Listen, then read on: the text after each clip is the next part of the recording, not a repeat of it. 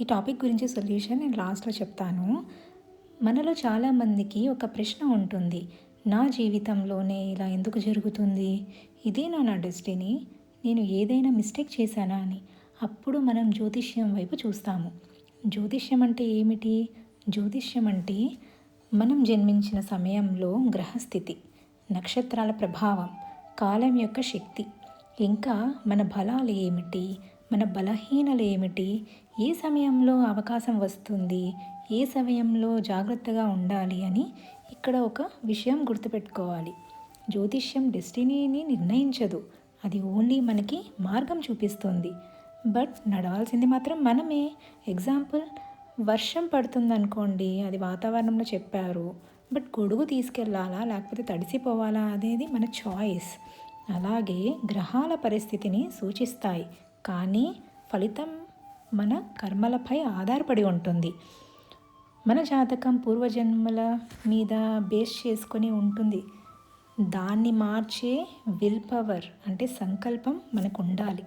Destiny అంటే మన గత కర్మ ఫలితం, మన ఆలోచనలే ప్రభావం, మనం చేసే డెసిషన్.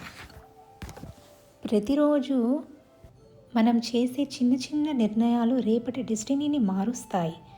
మనం అంటూ ఉంటాం కదా, నా జాతకం అలా ఉంది కాబట్టి ఇలా జరిగింది అని. బట్ నిజానికి జాతకం మన స్వభావాన్ని చూపిస్తుంది, భవిష్యత్తుని కాదు. సోమరితనం, భయం, నెగిటివ్ థింకింగ్ ఇవే మన జీవితాన్ని ఆపేస్తాయి, ఆస్ట్రాలజీ కాదు. శ్రీకృష్ణుడు మన భగవద్గీతలో ఇలా చెప్పారు, కర్మణ్యేవాధికారస్తే అంటే మన చేతిలో ఉన్నది కర్మ మాత్రమే, ఫలితం దేవుడి చేతిలోనే ఉంది. ఆస్ట్రాలజీ, మంత్రాలు, పూజలు ఇవన్నీ మనకి బలాన్ని ఇస్తాయి, మన థాట్స్ చెడుని తీసేస్తాయి. అసలు పరిష్కారం ఏంటంటే జ్యోతిష్యాన్ని భయంగా కాకుండా గైడెన్స్గా తీసుకోవాలి.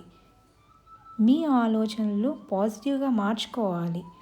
ఎంత కష్టంలో ఉన్నా మన పని మనం చెయ్యాలి. దేవుణ్ణి నమ్మండి, కానీ మన మీద కూడా మనకి నమ్మకం ఉండాలి. మన ఆలోచనల వల్లనే మన రాతలు మారుతూ ఉంటాయి. అర్థమైందా? Thank you guys, thank you so much.